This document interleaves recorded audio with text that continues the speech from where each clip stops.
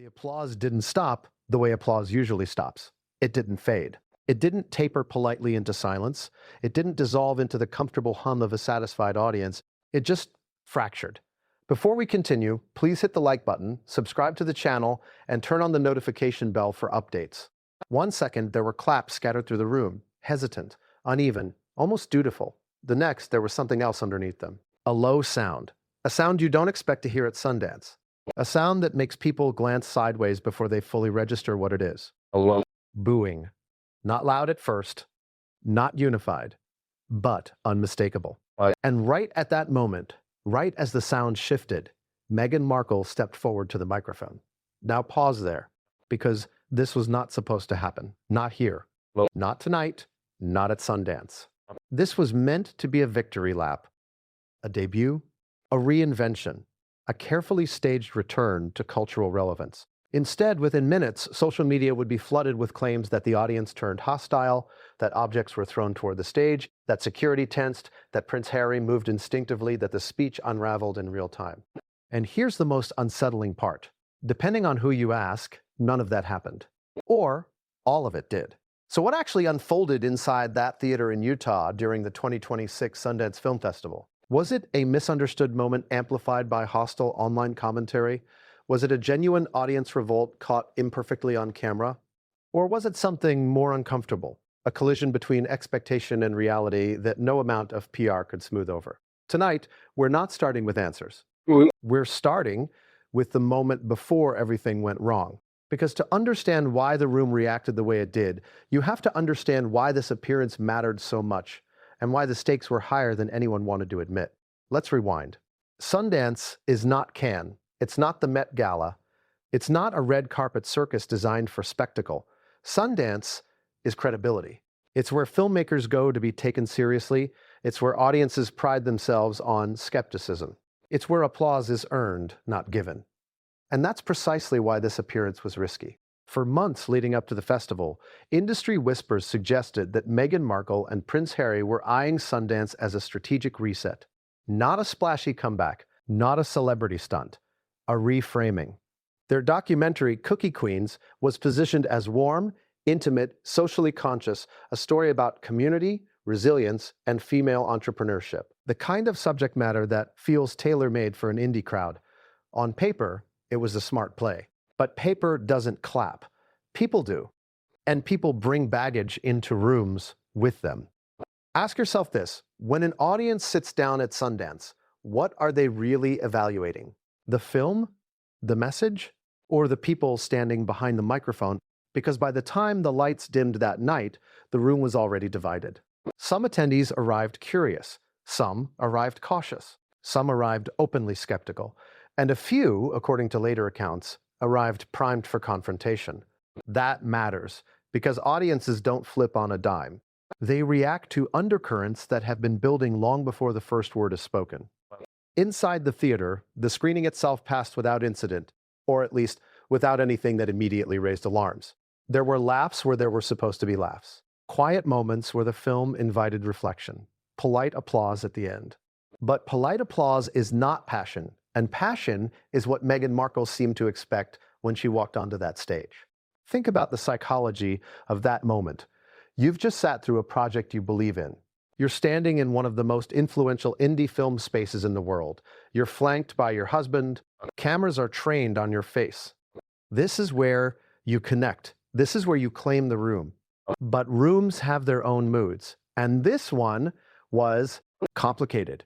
As Meghan began speaking, some attendees leaned forward. Others crossed their arms. A few glanced down at their phones, thumbs hovering, not scrolling yet, but ready. The opening lines were meant to be gracious, thank yous, reflections on storytelling, gratitude for the festival. But something didn't land. Was it the tone, the pacing, the unspoken history in the room? No one agrees. What we do know is that within moments, isolated sounds broke through the expected silence. A sharp exhale, a muttered comment, a brief, unmistakable boo from somewhere near the back. Here's where stories begin to split. Some eyewitnesses later claimed the booing was minimal, just a handful of voices amplified by the acoustics of the theater. Others insist it was louder, sustained, impossible to ignore.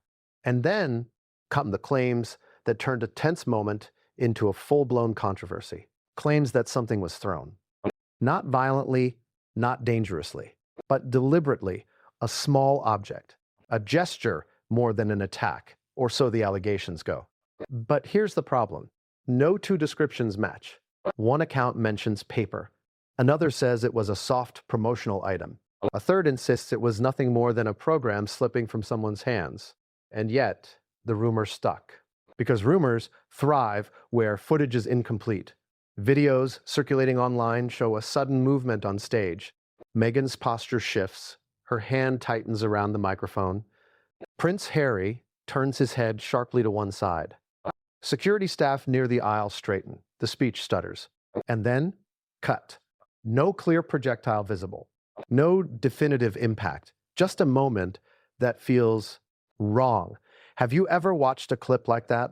Where you can't quite see the cause, but you can feel the effect. That's what made this incident combustible. Within minutes, captions were doing the storytelling that cameras couldn't. Meghan booed at Sundance. Objects thrown during speech. Harry steps in as crowd turns hostile. Each post more confident than the last. And once a narrative hardens online, it doesn't wait for verification. It demands reaction. By the time Meghan and Harry left the venue, the story was already out of their control. But here's the question no one asked loudly enough in the first 24 hours. Why did this moment resonate so deeply? Because this wasn't just about a speech. It was about perception colliding with expectation. For years, Meghan Markle has been a polarizing figure, admired by some, rejected by others, interpreted through lenses that have very little to do with whatever she's actually saying at any given moment. And Sundance audiences, rightly or wrongly, see themselves as resistant to branding, resistant to celebrity narrative, resistant to what feels manufactured. So when Meghan stood on that stage, she wasn't just delivering remarks, she was confronting a room that had already made up its mind, or was actively deciding whether to. That's why this moment matters. Not because of what may or may not have been thrown, but because of what was thrown into question. Control, credibility, the ability to command a space that doesn't owe you anything.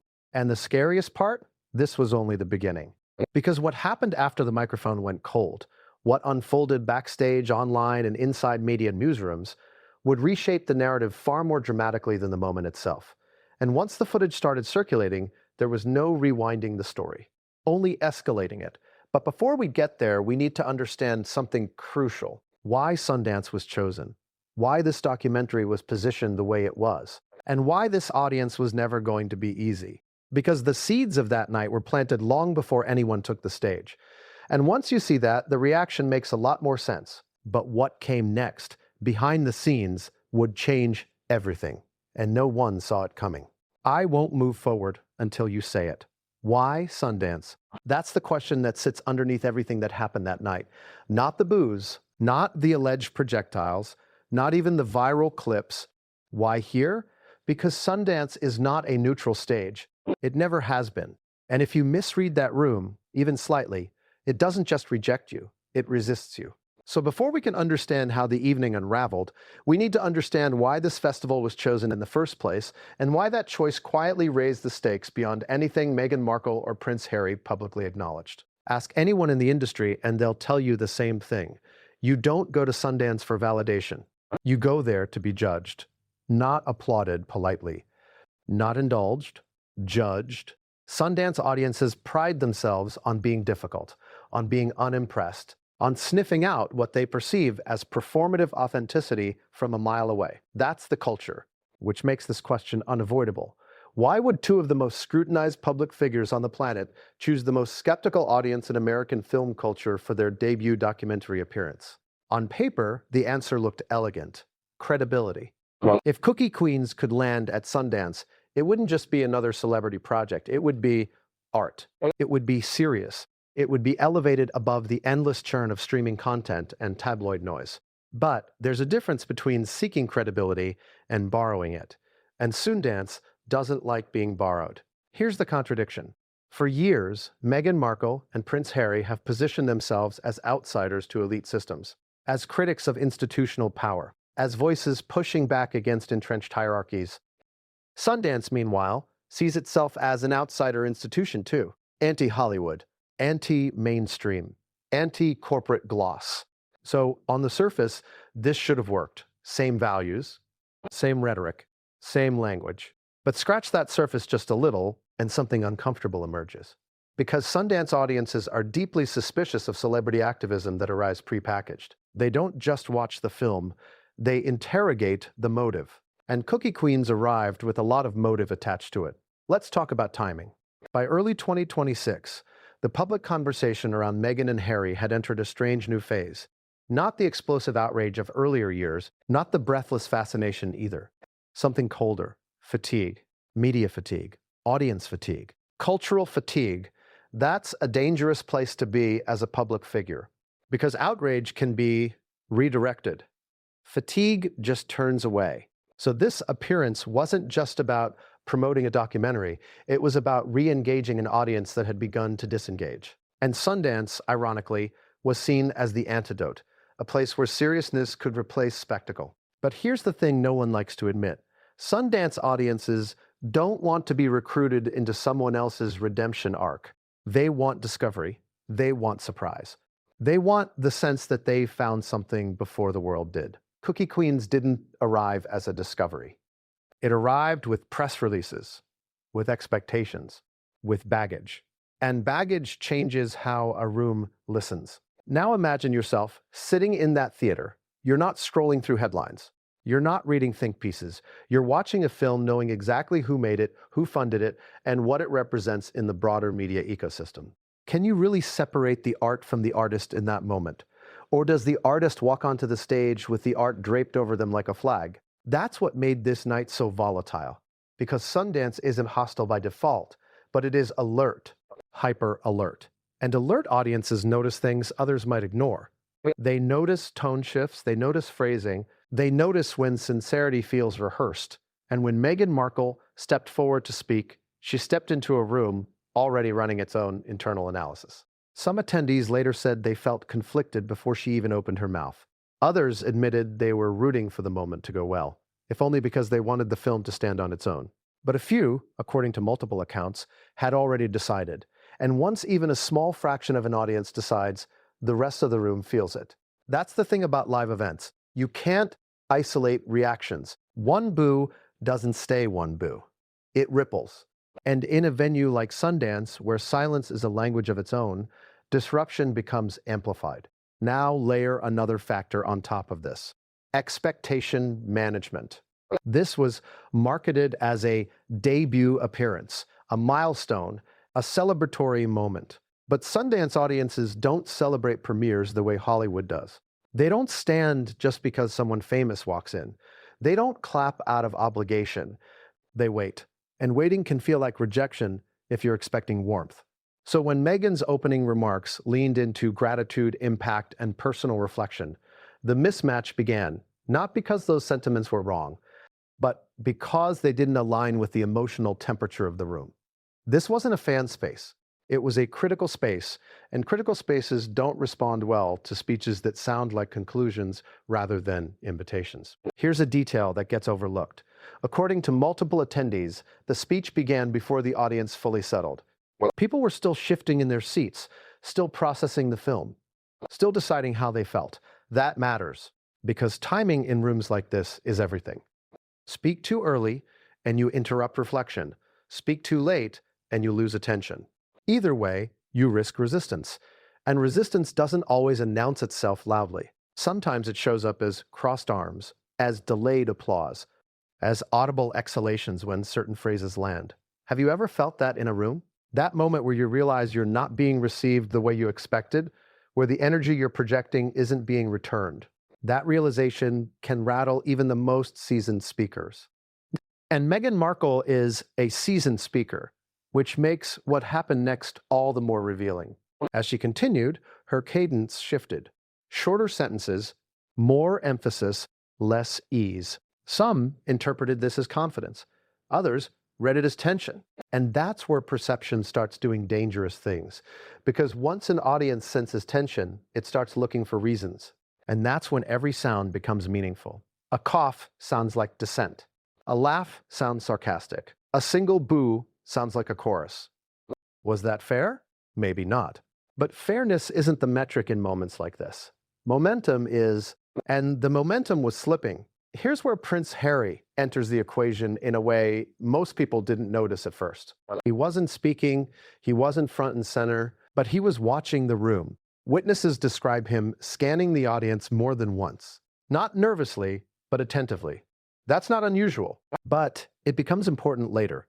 Because when the atmosphere shifted more noticeably, when the booing became undeniable, his body language changed. A slight lean, a glance toward the aisle, a recalibration of stance. Small movements. But small movements get magnified when everyone is already on edge. This is where the night crosses from awkward into unstable. Because once security staff begin to subtly adjust, once they straighten, reposition, make eye contact, the audience notices. And when an audience notices security noticing them, something psychological happens. The room tightens. People who weren't planning to react suddenly feel invited to. That's how isolated disruptions escalate. Not through chaos, but through awareness. And that's exactly when the allegations of thrown objects begin to surface. Not later. Not after the fact, right at the moment when tension peaked. But here's the twist. Several people seated near the front insist they saw nothing thrown at all. Others, seated farther back, swear they saw something arc briefly toward the stage. No impact. No visible strike. Just motion. And motion is enough, because motion gives the internet something to work with. By the time Meghan paused, by the time the speech faltered, whatever had happened was already larger than the event itself. And this is the cruel irony.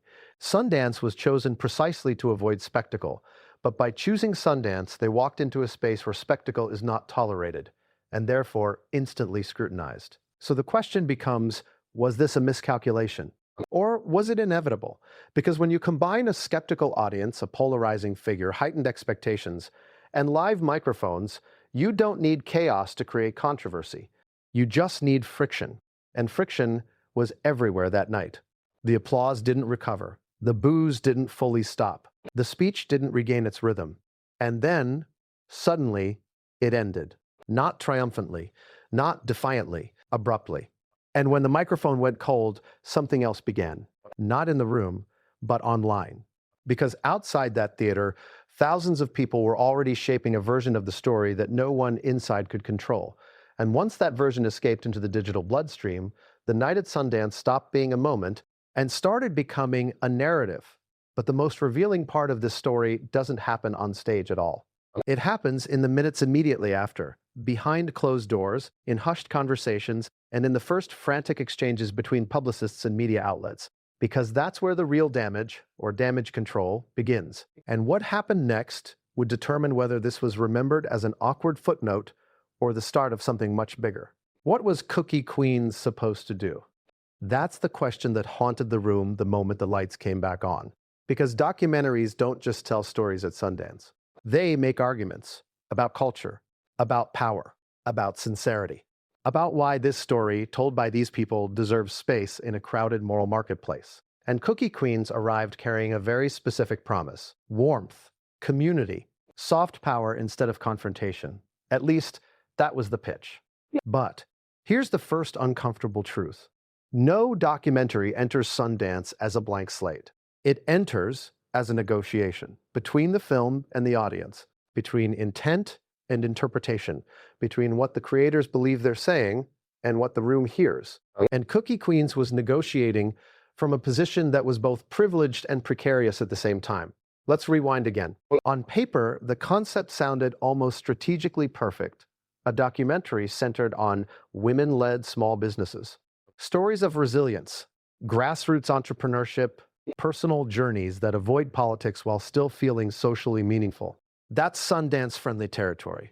But then you attach two names to it: Meghan Markle, Prince Harry. Names that do not enter rooms quietly. And suddenly, the film is no longer just about its subject matter. It's about motive. Why this story? Why now? Why them?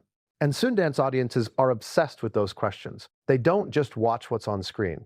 They interrogate what's behind it. Funding sources, production partnerships, narrative framing. They look for invisible fingerprints, which meant Cookie Queens wasn't just being watched. it was being examined. Here's something people outside the indie film world often miss. Sundance audiences tend to resent documentaries that feel like conclusions. They prefer questions, ambiguity, messiness. They don't want to be told how to feel. They want to decide. And Cookie Queens, according to several attendees, leaned hard toward affirmation of resilience, affirmation of purpose, affirmation of impact. Again, none of that is inherently bad, but context is everything, because affirmation coming from a narrator perceived as powerful can feel very different than affirmation emerging organically from subjects who appear vulnerable. And this is where contradictions began to surface. The women featured in the film were widely described as compelling, sincere, and engaging. No one disputed that. In fact, multiple viewers later said the strongest parts of the documentary were the moments where the camera lingered on everyday struggle, financial uncertainty, personal doubt, quiet perseverance. Moments without narration, without framing, without instruction. But those moments existed alongside something else. A sense, fair or not, that the film was also doing reputational work for the people presenting it.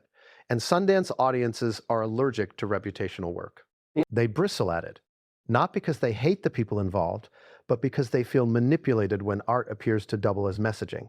So when the screening ended, the applause told a story. It wasn't thunderous. It wasn't cold either.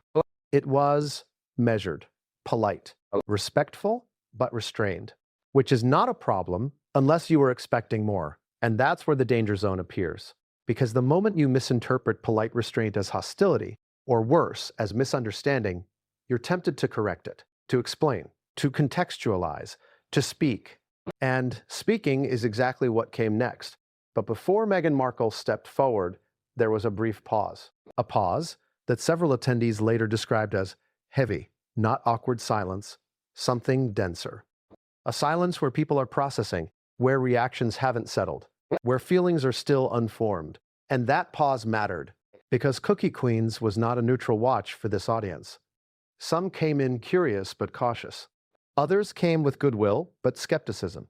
A few came with visible resistance. That spectrum existed before the first frame rolled. So when the film ended, there wasn't one collective emotion in the room. There were many. And addressing many emotions at once is incredibly difficult, especially when some of those emotions are unspoken. This is where expectation becomes a silent antagonist. Was this documentary meant to stand on its own, or was it meant to reframe its creators? Audiences could sense that tension. And when audiences sense tension, they start listening differently. Every word becomes a test. Every phrase becomes a signal. So when Meghan Markle began speaking about the film's mission, about storytelling, community, and shared humanity, some listeners leaned in. Others leaned back, because the words themselves weren't controversial, but the messenger complicated them. Here's the contradiction that haunted Cookie Queens that night. The film emphasized grassroots authenticity, but the event itself appeared carefully orchestrated. Reserved seating, security presence, press coordination. That's not unusual for high-profile attendees, but it clashes subtly with the ethos Sundance audiences celebrate. It creates cognitive dissonance, and cognitive dissonance doesn't always express itself politely. Sometimes it mutters, sometimes it scoffs, sometimes it boos. Now, let's address something important. There is no evidence that the documentary itself triggered hostility. In fact, several viewers later said the film deserved more discussion than it got. But that's precisely the problem. The film didn't get to breathe because it was instantly swallowed by the moment, the speech, the reaction, the alleged disruption. And once that happened, Cookie Queens stopped being the story. It became collateral. Ask yourself this: how many people talking about this incident have actually seen the film? How many are reacting solely to clips of a speech, captions online, and secondhand accounts? That's the cruel irony of moments like this. The thing meant to be showcased gets overshadowed by the context around it, and that context, once established, is almost impossible to undo. Several industry insiders later remarked that the film's Sundance debut felt compressed, too much meaning packed into too small a window, too many narratives colliding at once. A documentary, a public reckoning, a brand recalibration, all happening in one night. And Sundance audiences are not forgiving when they feel overwhelmed. They push back, sometimes subtly, sometimes audibly, and sometimes in moments that later become viral, they become part of the story themselves. Which brings us back to that turning point, the instant when the speech faltered, when Meghan paused, when Prince Harry shifted, when security straightened, when something real or perceived cut through the room. Because regardless of whether anything was physically thrown, something symbolic absolutely was. Control. The narrative slipped. And once narrative control slips at Sundance, the room doesn't help you recover it. It waits. It watches. It judges. And then, quietly or loudly, it decides.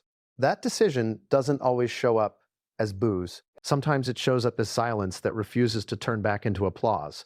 And once that silence sets in, the moment is already over. But the story isn't, because outside that room, a much louder audience was forming. An audience with no obligation to nuance, an audience hungry for spectacle, and they were about to inherit a moment stripped of context and loaded with implication. Cookie Queens was never supposed to be controversial, but by being attached to this night, it became inseparable from it. And that raises a chilling question. Was the documentary judged unfairly because of who presented it? Or did the presentation itself undermine the film's credibility in a space that demands restraint? That question would echo far beyond Sundance, into headlines, into commentary, into the long tail of public perception. But before the internet could fully rewrite the night, something else happened, something quieter, something less visible. Behind the scenes, reactions were hardening. Stories were being chosen, and decisions were being made about how this moment would be framed. Because in controversies like this, the first narrative to stick often becomes the truth, regardless of complexity. And the people shaping that narrative were already at work. But what they decided to emphasize, and what they chose to bury, would determine whether this incident faded or exploded. Did the room change, or did the microphones just finally catch it? That's the uncomfortable question that hangs over what happened next. Because moments like this don't collapse all at once. They fracture, slowly, quietly, then suddenly. And if you weren't paying attention to the microsignals inside that theater, you'd miss the exact second when tension tipped into something else entirely. This wasn't chaos. It wasn't a riot. It wasn't even outrage in the traditional sense. It was discomfort becoming audible. And that matters, because the difference between a hostile crowd and an uneasy one is everything. So let's go back to the precise point where the mood shifted. Before the booing became a headline, before the internet filled in gaps with certainty, right when the silence started feeling heavy. Have you ever been in a room where people are deciding how they feel in real time? You can sense it. The hesitation, the subtle movements, the lack of commitment. That was the atmosphere as Meghan Markle continued speaking. Her words didn't suddenly turn inflammatory.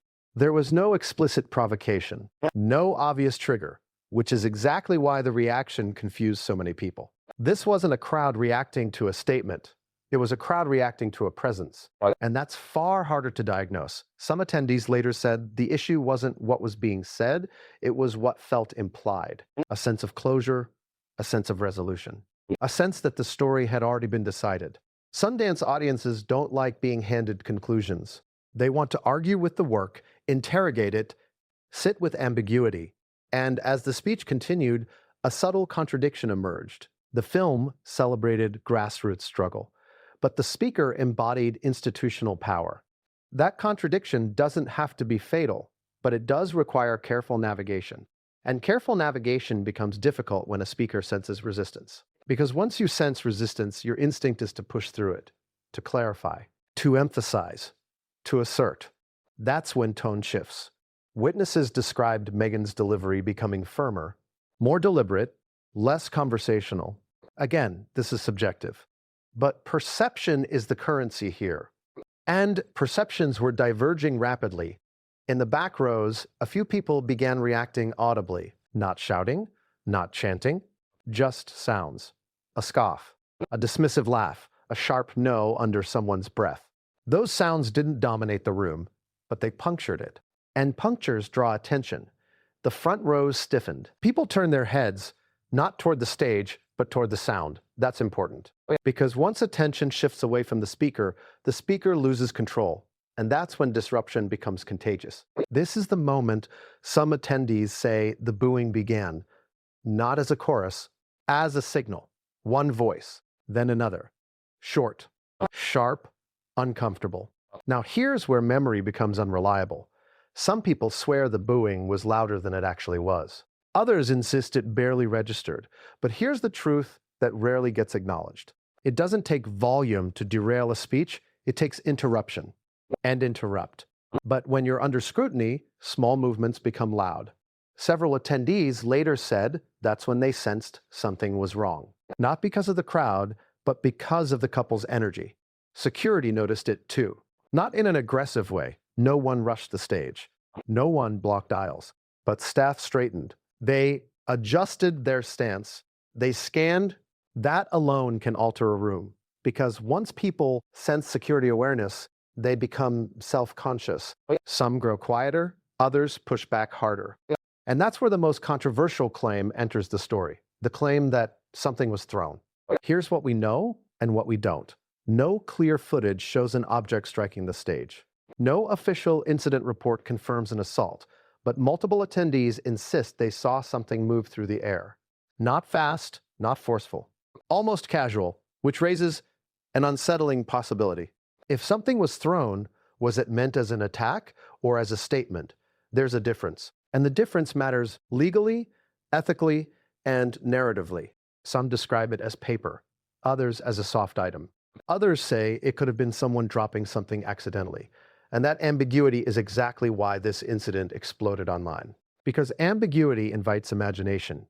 And imagination, fueled by bias, fills in the blanks aggressively. By the time the speech ended, abruptly, without ceremony, the room was no longer unified. Some people applauded out of politeness. Others stayed silent. A few made their displeasure known. And then it was over. No confrontation, no announcement, no explanation, just an exit. And that's where the real story begins. Because live events don't end when people leave their seats. They end when the narrative stabilizes. And this narrative was anything but stable. Inside the theater, conversations erupted immediately. People comparing notes. Did you hear that? Did you see that? What do you think happened? Different sections of the room experienced different realities. Those near the front felt confusion. Those in the middle felt tension. Those in the back felt confrontation. And all of them would later describe the same night very differently. That's how fragmented stories are born. Outside the theater, phones came out, not casually, urgently. Messages were sent. Clips were uploaded. Captions were written before facts could catch up. Because in the attention economy, speed beats accuracy every time. Within minutes, the incident had a label. BOOED. Once that word attaches, it reshapes everything. Because booing implies rejection, and rejection fits neatly into existing narratives, especially narratives people already want to believe. By the time Meghan and Harry reached the exit, the story had already escaped the building. And here's the part most people don't see. Behind the scenes, publicists were scrambling. Not to deny, not to confirm, to assess. Because before you respond, you need to know which version of the story is winning. And multiple versions were competing. 1. A hostile audience disrupted a speech. 2. A minor, exaggerated moment was blown out of proportion. 3. Nothing happened at all. Which version would stick depended on what happened next. Who spoke first? Who stayed silent? Who leaked? And in moments like this, silence is not neutral. It's interpreted. So when no immediate statement was released, speculation filled the void. Why aren't they responding? Are they embarrassed? Are they angry? Are they negotiating? Questions multiplied. And each unanswered question hardened assumptions. Media outlets began choosing angles. Some framed it as backlash, others as misunderstanding. A few tried to thread nuance, but nuance doesn't trend, especially not when clips circulate without context. And those clips were already being edited, zoomed, slowed, captioned, moments isolated from sequence, expressions divorced from cause, the pause, the glance, the shift, all turned into evidence. Evidence of what depends entirely on the viewer. And that's the most dangerous kind of evidence, because it feels objective while being deeply subjective. By the next morning, the Sundance moment had become a cultural Rorschach test. People weren't asking what happened, they were asking what it meant. And meaning is where controversy lives longest. But here's the twist. Inside industry circles, the conversation wasn't nearly as emotional. It was colder, more strategic. What does this do to future invitations? To distribution deals? To festival optics? Because festivals don't like being remembered for controversy, especially when it involves audience conduct. They value control, and this night suggested control had slipped. Whether that perception was fair didn't matter. Perception was enough. And once that perception took hold, doors quietly shifted. Not slammed, not publicly closed, just recalibrated. Which brings us to the fallout no one saw coming. Because the real consequences of that night wouldn't appear in headlines immediately. They would surface later. In decisions not explained, in invitations not extended, in conversations that suddenly cooled, and by the time those consequences became visible, the story had already evolved into something far bigger than a speech gone wrong. It had become a referendum on celebrity, on credibility, on whether certain stories are still welcome in certain spaces. And once a moment turns into a referendum, it never stays contained.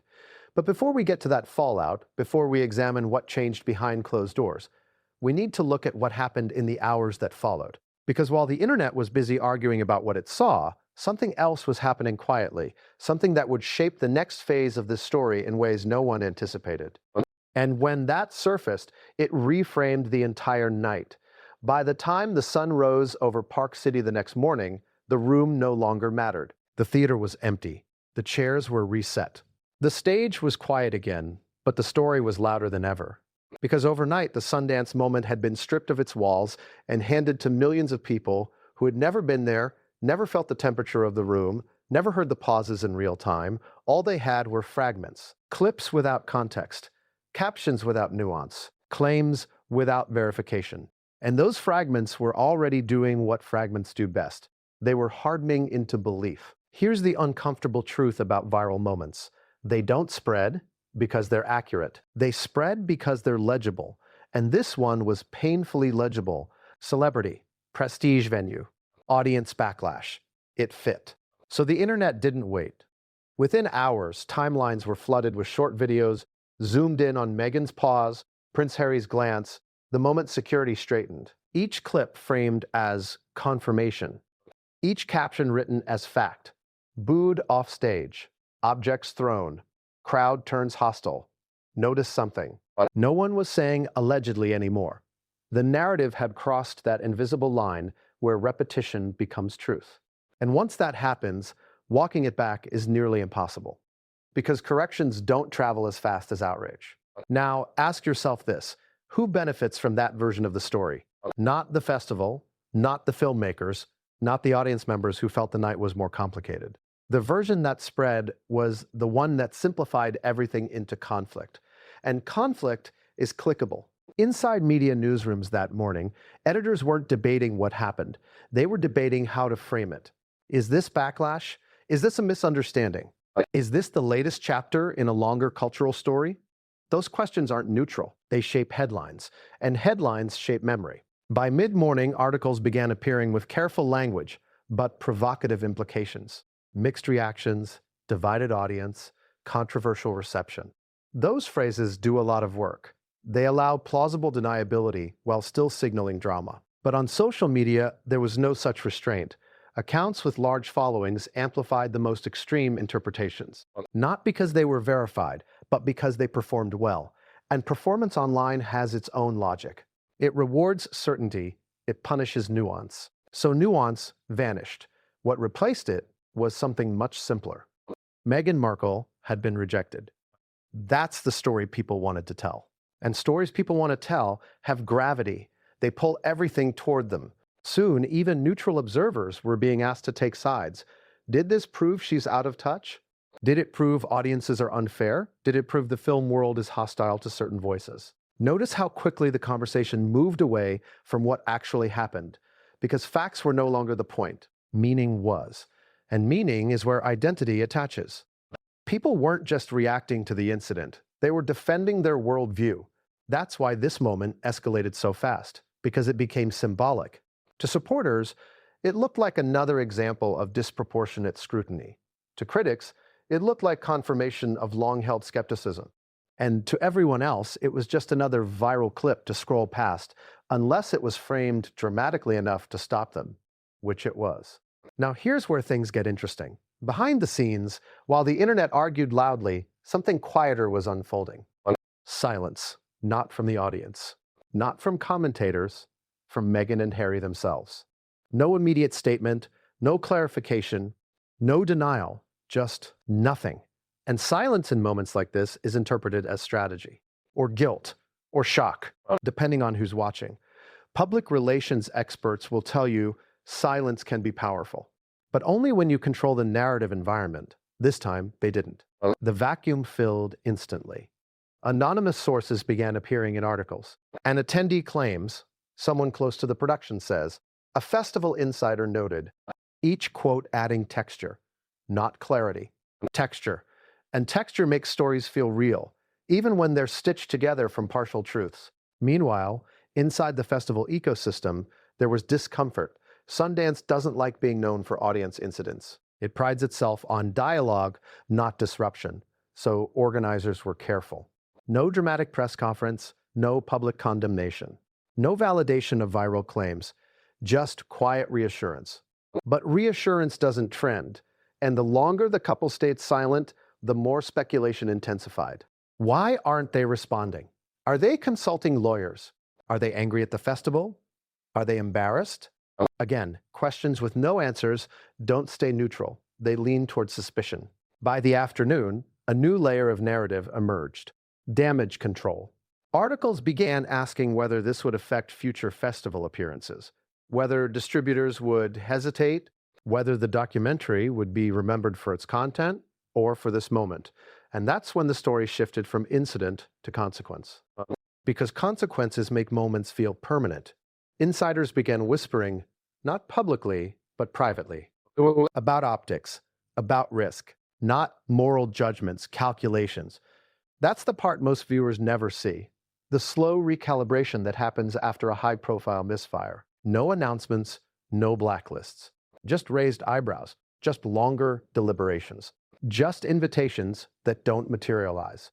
And this is where the couple's silence became more than just a PR choice. It became a signal. Some interpreted it as dignity, others as avoidance. But in industries built on access, silence can be costly, because narratives don't wait for permission. They move, and while the public argued over whether anything was thrown, something else was quietly being thrown into question. Credibility. Not the films. Not even Meghan's as a person, but the wisdom of placing this story in this space at this time. People began asking uncomfortable questions. Was Sundance the wrong venue? Was the audience misread? Was the moment overscripted? Those questions didn't have villains. They had implications. And implications linger. Here's another detail that matters. Several attendees who didn't feel the night was hostile at all chose not to speak publicly. Why? Because defending a controversial moment online often backfires. You get accused of bias, of being paid, of not seeing the truth. So many stayed quiet. And when reasonable voices stay quiet, extremes dominate. By evening, the viral narrative had fully solidified. Late-night commentators joked about it. Reaction videos dissected it frame by frame. Think pieces speculated about what it all meant. The event had officially left Sundance behind. It now belonged to the internet. And the internet does not release stories easily. But here's the twist most people missed. While public discourse raged, internal conversations took a different turn. Not about outrage, about containment. Because festivals, studios, and partners don't respond to virality emotionally. They respond to volatility. And volatility is a risk metric. This moment flagged volatility, not because of booing, but because it demonstrated unpredictability, live moments that can't be controlled, narratives that escape framing, audiences that react outside expectations. That makes people cautious. And caution changes trajectories quietly. That's why, in the weeks that followed, subtle shifts were noticed. Panels that didn't include certain names, invitations that were rumored but never confirmed. Coverage that cooled, nothing dramatic. Just less, which leads to a question that cuts deeper than any boo. Was this moment an isolated incident? Or was it the first visible crack in a larger recalibration happening behind the scenes? Because if it's the latter, then Sundance wasn't the cause. It was the reveal. And the most unsettling part? No one involved publicly acknowledged that possibility. Not the festival, not the couple, not the film's team, which means the story never closed. It just moved underground. And stories that move underground don't disappear. They resurface later, often louder, often distorted, often weaponized. But before we follow that thread, before we examine the long-term fallout and what insiders began saying off the record, there's one more piece we need to confront, the part everyone glossed over, what actually happened after the cameras stopped recording. Not on stage, not online. Backstage. Because according to multiple sources, the most revealing moments of that night happened away from the audience, in rooms with no microphones, in conversations no one planned to leak. And when those details began to circulate, they changed the story yet again. What happens after the doors close? That's the part of public controversies we rarely see and almost never fully understand. Because backstage is where performances stop and reality starts pressing in. And according to multiple people who were present that night, what unfolded behind the scenes at Sundance was far more revealing than anything that happened on stage. Not louder, not more dramatic, just more honest. When Meghan Markle and Prince Harry left the stage, they didn't linger. There was no waving, no final acknowledgement. They moved quickly, not rushed, but purposeful. That detail matters, because quick exits are rarely spontaneous. They're often decided in advance, or triggered by something no one wants captured on camera. Inside the hallway beyond the theater, the mood reportedly shifted again, away from the audience, away from the microphones. People spoke in lower voices. Staff moved with intention. And this is where accounts become both more specific and more fractured. Some describe a tense exchange between members of the production team and festival staff. Others insist the couple was calm, even composed. A few claim there was visible frustration. No one agrees on tone, but everyone agrees on one thing. There was urgency, phones were out, messages were being sent, decisions were being made in real time. This wasn't just about feelings, it was about control. Because once a moment like this happens, the immediate question becomes, how do we contain it? Public figures don't just react emotionally to public incidents, they react strategically. And that strategy starts backstage. According to several people familiar with the situation, there were early discussions about whether to issue a statement that night, not a press release, just a clarification, something to frame the moment before the internet fully defined it. But that idea stalled. Why? Because no one could agree on what exactly needed clarifying. Was there booing or isolated noise? Was there an object or just movement? Was there hostility or misinterpretation? Without consensus, any statement risked making things worse. And in PR, uncertainty is dangerous. So the choice, intentional or not, was to wait, to see which version of the story gained traction. That decision would shape everything that followed, but waiting has consequences. Because while official channels hesitated, unofficial ones accelerated. Leaks began appearing almost immediately. Not malicious leaks, casual ones, whispers shared with reporters. Off-the-record comments, background color. And background color has a way of becoming foreground. One source described the mood backstage as tight. Another used the word frustrated. A third insisted it was professional but strained. Those words don't contradict each other. They just describe different angles of the same pressure. What everyone agrees on is this. No one expected the night to go that way, which might seem obvious, but it's important. Because preparation usually anticipates friction. Contingency plans are built for protests, disruptions, backlash. But this incident didn't fit any clean category. It wasn't a protest. It wasn't a walkout. It wasn't even unified. It was ambiguous. And ambiguity is the hardest thing to manage publicly. Now let's talk about Prince Harry again, because backstage, his role subtly changed. Multiple sources describe him stepping into a more active position, not confrontational, not defensive, but engaged, asking questions, seeking clarity. What did they see? What did security observe? What was captured on camera?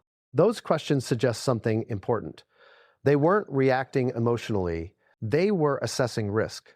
Because risk isn't just about safety, it's about narrative exposure. And by that point, it was clear the narrative had already begun escaping. Somewhere backstage, someone mentioned that clips were already circulating online. That's when urgency intensified. Because once clips circulate, your options narrow. You can deny, but denial invites scrutiny. You can explain, but explanation can sound offensive. You can stay silent, but silence gets interpreted. There's no perfect move, only trade-offs. Meanwhile, festival staff had their own concerns. Not about celebrity reaction, about precedent. Sundance prides itself on open dialogue, but it also expects respect. Audience conduct matters, so does artist safety. And when an incident, even an alleged one, occurs, it raises questions internally. Were security protocols sufficient? Was the environment properly managed? Could this reflect poorly on the festival? Those questions don't get asked publicly. They get logged, quietly. And once logged, they influence future decisions. This is how institutional memory forms. Not through scandals, but through moments that feel close to becoming scandals. Now, here's a detail that surfaced later, and it's easy to miss. According to more than one account, there was discussion backstage about whether to address the audience again. Not immediately. Later that night, some sort of moderated conversation, a Q&A, a recalibration. That idea was quickly dismissed. Why? Because the risk outweighed the reward. The room was too divided, the atmosphere too volatile. Another live moment could compound the problem. So the decision was to disengage, leave the festival, let the story cool, handle it through quieter channels. But cooling only works if the heat source is removed. And the heat source wasn't the theater anymore. It was the internet.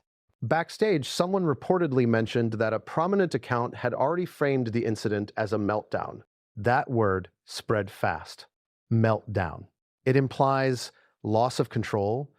It implies emotional collapse, neither of which was evident in the footage. But words don't need evidence when they fit an existing script. And this is where the story crosses a threshold.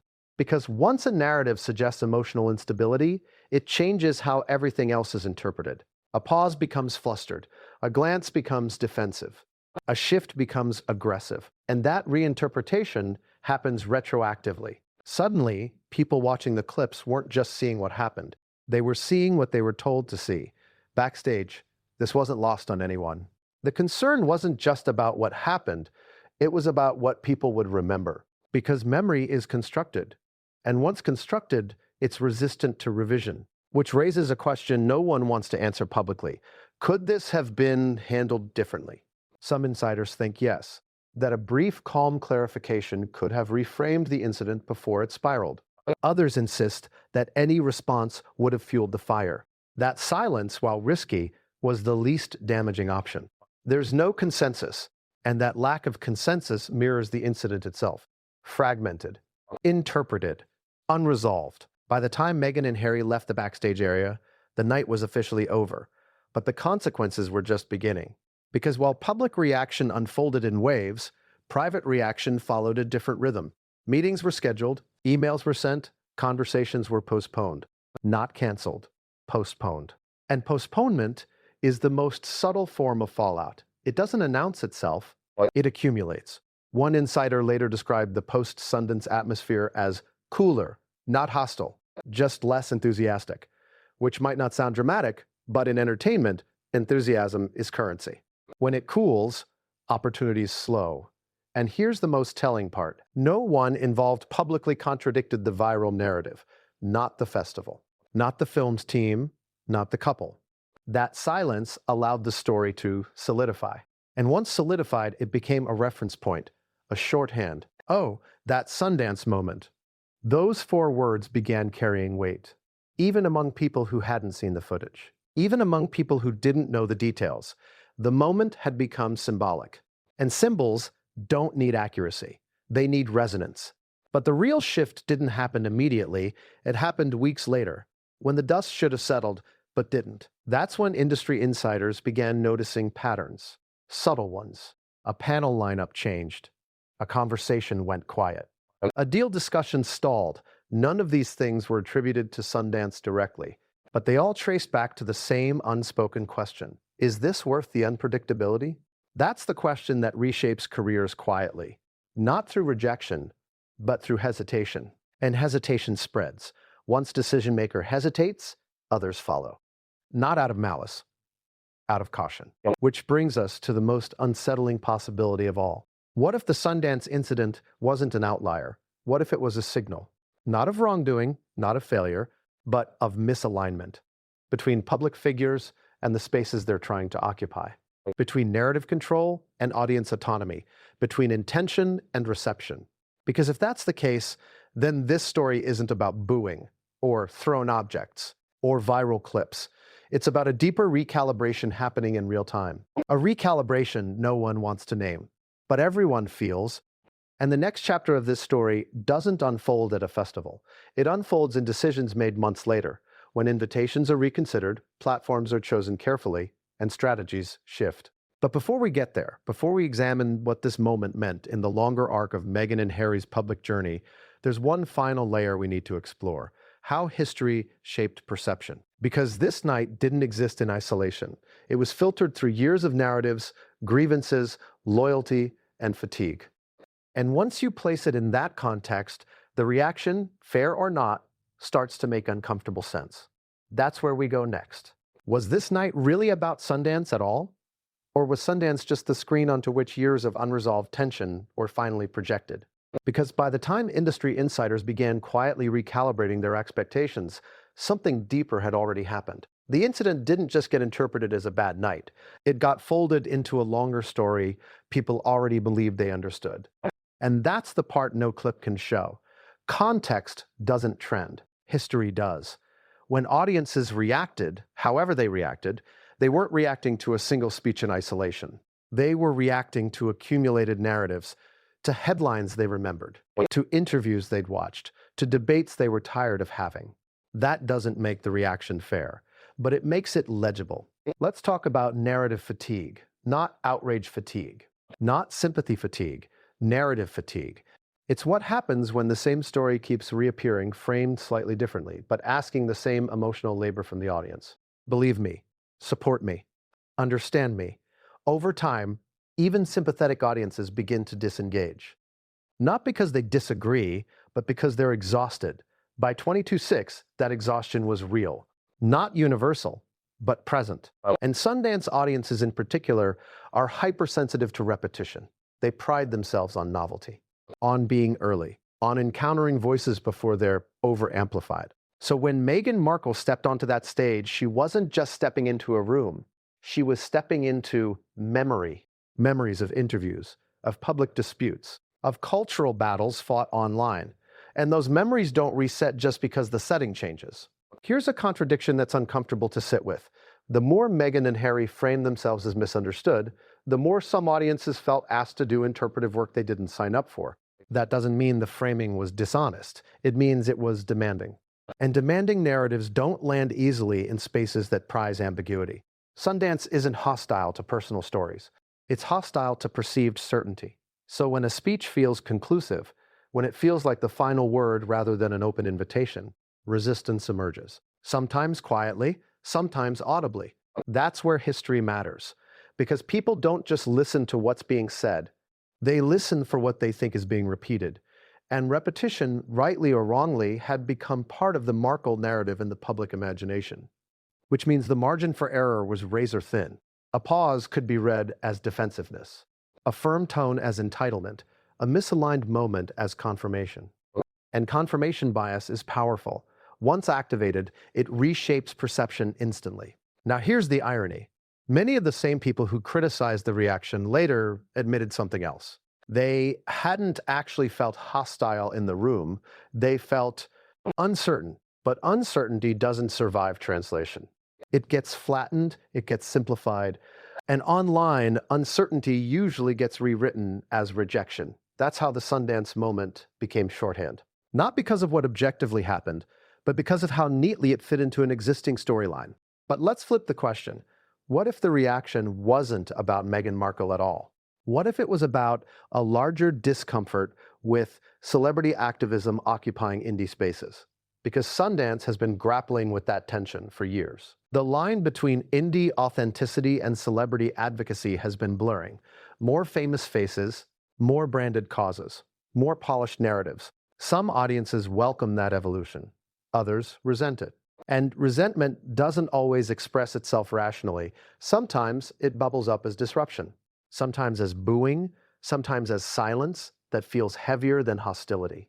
So when that room reacted, however it did, it may have been reacting to a broader shift it didn't quite know how to articulate. Meghan Markle just happened to be the face attached to it. And faces absorb meaning. Now, here's where the story becomes even more complicated. Because history doesn't just shape audience perception, it shapes institutional behavior too. Festivals, studios, and partners remember moments like this, not because they're dramatic, but because they're unpredictable. And unpredictability is poison to planning. That's why the fallout didn't look like backlash. It looked like hesitation, a subtle pulling back, a recalibration of risk. And that recalibration didn't require anyone to say anything publicly. It just required people to remember how that night felt, because feelings influence decisions long after facts fade. So when future invitations were discussed, when panels were assembled, when